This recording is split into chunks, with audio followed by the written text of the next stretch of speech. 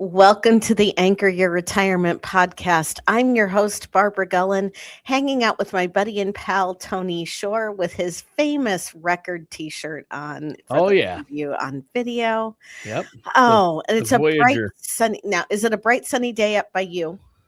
It is. It's actually beautiful. We're gonna Yeah. get into the high 40s. Maybe, parts of Minnesota will be in the 50s today, so Yeah. We're going to scratch the mid 70s today. wow, that's huge. But Yes. tomorrow, our temperature is gonna drop another 20 degrees. We'll be in Oh, the and low 20s. by Sunday, we will have sleet, ice, and snow.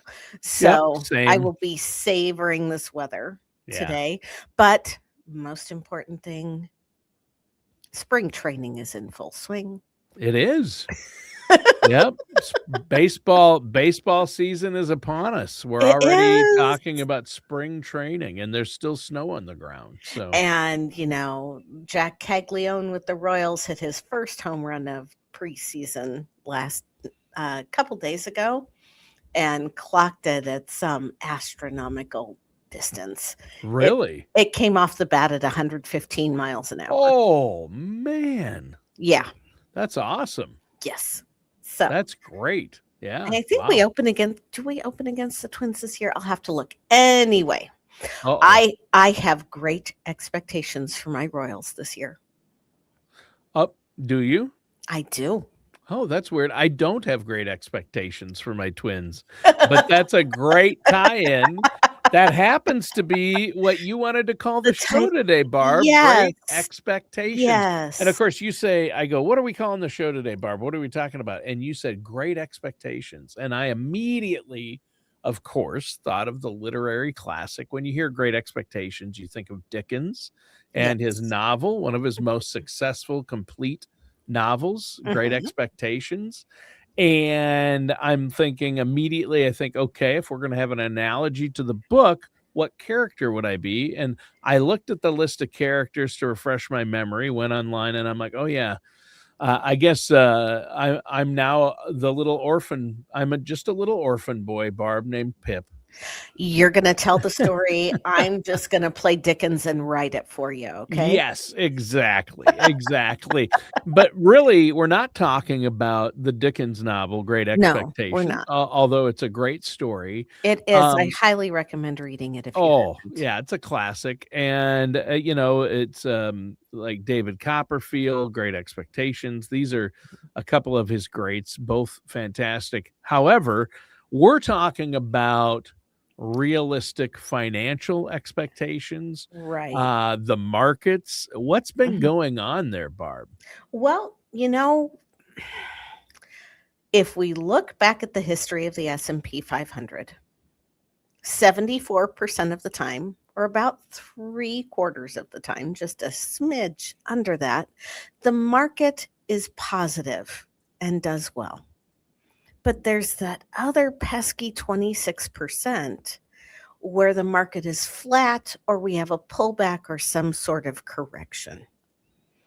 And I dare say that many investors sitting out there have fantastic memories of 2023, 2024, and 2025 where we have had double-digit returns in the S&P 500. The roaring 20s of the 21st century. Ah, I like that. The roaring 20s of the 21st century. I'll tell you what, the last 3 years, I mean, the S&P has been on fire. We've Mhm. had record highs in the markets, both in the Dow and the S&P. But you told me a funny story that kind of shocked me before the show. We were just chatting. I said, "What's been going on?" And somehow it came up. You said, "Well, I heard This is somebody another advisor, yes. yes, I heard somebody complaining that the core select portfolio at Gradient Investments, they complained because it only did 12% last year. It was Right. up 12%. And I'm like, I laughed because I'm like, wait, I want to be in a portfolio that's up 12%. Wouldn't we all give Yeah. anything to be And they're of like, but that the S&P was consistently? up 19. It's like, but that's not you're never going to match. It's weighted. That works Mhm. different. People always look at that though and say, okay, I want to be I want to be in a portfolio that does exactly what the S&P does. It's Then not that get it an realistic. S&P index fund. Yes. Yep. But anyway, I'm not giving advice. I am an advisor. I'm probably not your advisor, but I'd You're love not giving to be your personal advisor. advice, but I'm we're not giving looking at the personal big advice, but we're picture. looking at the 30,000 foot view here. Yeah. And the thing is that we are all very short-sighted and forget that 2022, the Yeah. S&P was down double digits, almost 20%, Yep. if my memory is correct. You're correct. And it is, And the problem there is bonds were also down, and so was the right. Dow. So it was a Everything was dumpster down. fire. Yeah, it was a dumpster down fire. year. And And those like happen. I Down said, years happen. well, gee, 1 year out of the last 4 was a down year. Almost like we know that that's kind of on average how it happens. Right, that is the average, isn't it? Yeah. It is. And as an investor, somebody who isn't licensed, somebody who doesn't do this all day, every day, Right. I don't want you going into this year or going into any kind of investment strategy thinking that it's going to, that the growth chart is always going to be pointing up and toward the right. You know, Yep. Crypto is about half of what it was at its peak. I mean, Bitcoin was in the 60s earlier this week. I don't know where it is today. I haven't looked yet. So if you are putting all of your eggs in any one collective basket, whether that is NVIDIA or a specific stock, this is why we talk about single security risk with things. Right. You have to understand that if your portfolio isn't diversified, then you are going to be setting yourself up for disappointment at some point. Right. And you have to look at it if you keep getting closer and closer. Barb, I just thought of an analogy. Yep. I don't know for our listeners out there that ever saw the movie Ferris Bueller's Day Off when they went to the Chicago Museum of Art. Oh, History. I love And he's that standing in front of, season. I think it's a Monet, but he's standing in front of the painting. Cameron is, and he's just zoning out. Like he's And they just keep panning in closer and closer and they closer. keep getting closer and closer and closer. So it goes from a sharp picture, right, which should be your investments. It's spread out. You see the whole thing. And his focus, he just kept focusing in then on the smaller part and the smaller part. But what happens is you focus in. It gets fuzzier and fuzzier until you're just seeing one dot. You know, you can take that theory, like, why can't I just want to do what the S&P does. Well, you can take that down. What's holding up the S&P? The Magnificent Seven. You could just invest in those 7 stocks because they do better than the overall S&P. You could. Or, hey, wait, of those 7, who does the best? Well, over the past 5 years, NVIDIA has done the best. Right. Why am I not just in NVIDIA? Because if you look at what NVIDIA has done, there are times when you would be way, way, way down. And if you're pulling money out for retirement, I think the people try to focus in too much. They're not being diverse. Right. I just peaked. Bitcoin, I just looked at a chart. I shouldn't say. Sure. Bitcoin peaked at about $125,000 in October of 2025. So not even 6 months ago. Yeah. And we're trading at 65,000 today.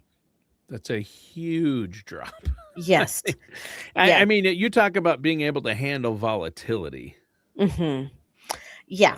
I mean, this is why I strongly recommend people work with an advisor, a fiduciary advisor who has access to market-based products as well as insurance-based products, so that you can develop a well-rounded portfolio that's going to have a little bit of a seawall to buffer against some of the choppiness and the crazy.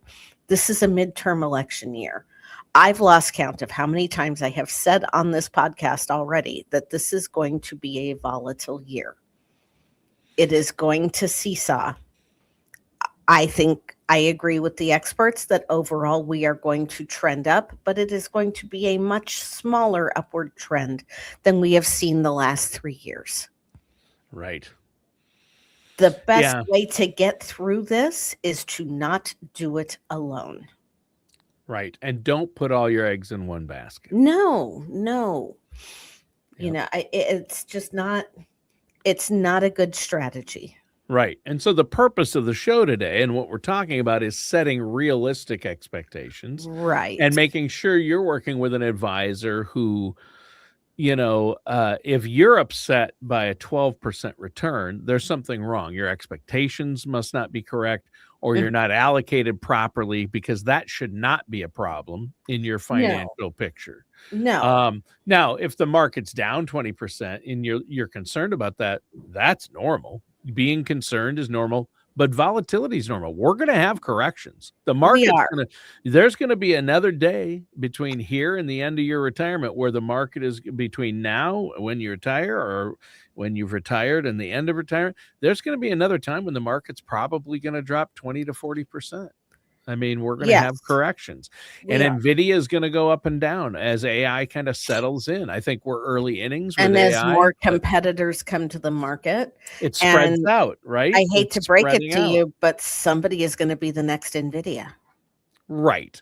And we don't know who Exactly. that is. Right. And there are a lot of smaller companies who are innovating, who Mhm. you think, well, they'll just get bought out. Maybe, or three of them might go in together and become the biggest overnight. It They happens might. all the time. So, but the experts say they see it kind of leveling out. A lot of small and mid cap Mhm. companies starting to do really well off of what's happening with AI and technology and other things.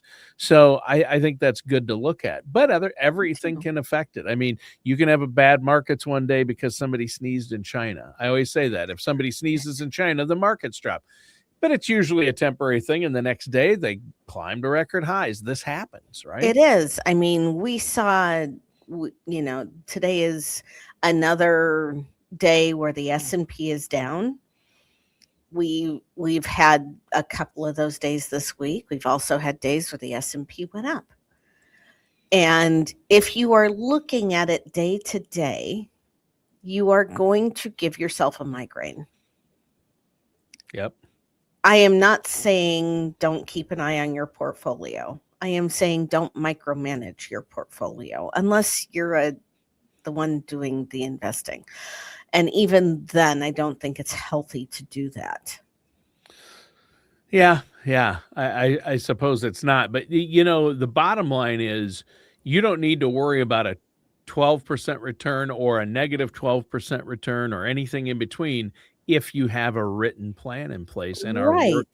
working with a trusted financial services professional. And if And it we really scares me that a so-called professional was worried about what they're going to tell their client because one portfolio their money was in only return 12%. That scares me a bit. It does, because we need to look at the overall big picture. When the when we're looking at this and when we are planning out long-term strategies, when we are putting together a plan for a client, we are planning on a 5 to 6% return because we know there are going to be those pullback years. Yeah. Yep, there are. I can't build a Pollyanna-ish strategy for a client saying that we're going to get 10 to 12% a year and you're going to be fine when that's just not practical. Hmm. Yeah.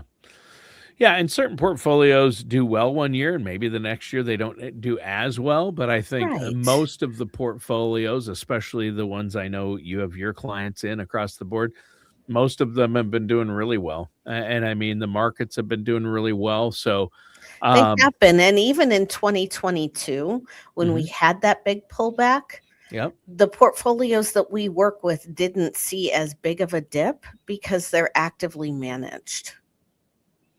Yeah, that's true. They are very, I saw that firsthand. I mean, um, I actually was in the know and kind of in the middle of a discussion between the president of Grading Investments and their senior portfolio manager, and they were talking about the price of silver. And a few weeks Mhm. ago, it hit a crazy level that silver It's hasn't still at hit. a crazy level. Right, but they downsized their they had a portfolio that was pretty heavy Mhm. into silver, and they downsized it, and the next day it dropped way more than that, and they saved a lot of money, a lot of people a lot of money. And precious metals will go up and down. Gold is they're riding high right now, Yes. but they're trying to keep people from selling everything and going into just gold because This uh, has been the first time in history that precious metals have kept pace with or outpaced returns in the market right, for 10 for a years, prolonged period gold of just time. went down. I mean, there Yeah, was a 10-year period where gold didn't have any gains. I mean, are you gonna sit for 10 years where something's not making any money or losing money every year? right. It's just not realistic, and, you gotta be careful, with And risk. that's just it. You need to have pragmatic, realistic expectations. And you need to, when you are planning, and if you're trying to do this yourself and you don't have a license, I highly discourage you from that. Yeah. You have got to plan on a much more realistic, if not pessimistic, rate of return on that investment so that you are making sure that you are not going to run out of money or so that you've got the cash flow to do what you want to do. Yeah, exactly. And that's right. And there are so many different aspects to that that you've covered on other shows, like make sure you've saved for an emergency fund and have enough liquidity, make sure you have enough principal protected, make sure you have enough in growth. What is your own personal risk tolerance? What's your Right. goals? Time horizon. You've talked about Right. all these. They all play a factor, don't they? Well, they do. They do. You know, the darling of the market today is not going to be the darling of the market 20 years from now. Right, right. Nvidia might not be the darling of the market 20 years from now, or it might have a period in there where it's down for 5 years in a Well, do row. you You don't remember know when that. Pfizer was the darling of the market because they came out with this blood pressure medication Yep. that had this side effect that everybody, well, half of the population, especially over 50, appreciates? Wow. Crazy. Pfizer was, middle of the I pack vaguely remember until that. Viagra hit the market, and when it did, and the only reason I remember this is my brother-in-law was working for Pfizer at the time. Ah, yeah, I don't Okay. remember. I know there were periods where like the big companies were, I remember Mhm, Monsanto, then Pfizer. You had these mhm. companies that grew to ginormous proportions, right? Right, right. And now we have Nvidia. And so we'll see what happens. And I And think Lilly to an extent with all of the GLP-1 Lily, market that yeah, has been cultivated over the last couple of years. yeah, You know, uh, and all of that to say that we don't know what the next big thing is going to be. And if your eggs are in the basket for today's big thing, you've already shortchanged yourself. yes, I yep, mean, yeah, there's just when you are going into putting together a financial plan and when you are working with an advisor, a good advisor is going to give you realistic expectations. yep. There you go. And like you said earlier, and I just looked it up so I could quote the source, Mhm, but independent investors, mhm, the majority of the time buy high and sell low. right? And according to a Dalbar quantitative analysis of investor behavior, which is That's a mouthful. a well-respected, the Dalbar. Yes, I yes. mean, that's kind of the unbiased Gold and standard. gold No standard, pun and intended. they analyze investments, behavior, and markets. Yeah, I mean, they underperformed the market typically by half, Mhm. and or actually ended up with less than half of the wealth they would have accumulated working with an advisor who has their accounts in actively managed funds. or if they just, like you said, put it in an S&P index. So, but you have to look at your overall picture, and you have to look at a longer period of time. Most independent advisors don't keep anything in one stock for more than 4 years, it says. No, and you need to That's not make long enough. no, and you need to make plans for the contingencies. Nobody wants to think about getting sick, but a lot of us end up doing that. Yeah. Yeah, and you have to avoid costly mistakes, which are easy to make, and you've been through it all over and over again with so many people helping them, A few that's what times. you're there for, to keep people from making those costly mistakes, right? Yes. Yes. And I mean, and I have clients that call and ask questions too. Um, Yep. because life happens and the Sure. world is moving faster and faster and we are getting bombarded with information. Yeah. There's never anything wrong with asking your advisor a question. And if you feel like you can't ask your advisor a question, then you need to find a new advisor. Yeah, get a second opinion, find a new advisor, because you should be asking questions, and there are no Right. dumb questions. It's No. really important. And I know you love hearing from our listeners and viewers. So before we go, Barb, make sure you let our listeners out there know you Yeah. and your team there at BG Wealth, you offer a no charge, no obligation consultation, correct? Completely complimentary. Yes. Yep. With either myself or another one of the fiduciaries here in our office. All They right. can do that by going to our website, bgwealthmanagement.com, or calling us at area code 913-553-6222. All right. Well, Barb, great show today. I love it. Great expectations. I do have great expectations, not necessarily for the markets, but for the show and for our next episode, which I We'll can't have wait. fun. We will have fun. And you make a great Dickens. I'll tell you that. Well, thank you very much. Yeah. Yeah. A great storyteller and a lot of great information packed into today's show. But manage those expectations. Make sure you don't let your emotions dictate your market Right. investments. So, and don't let the 24-hour news cycle get you, like you said. No, no. We're bombarded with it. So I'll Go read that. turn off the TV, get a little sunshine, touch a little grass, please. Yes, do that today, and call Barb. Ask those questions, 913-553-6222.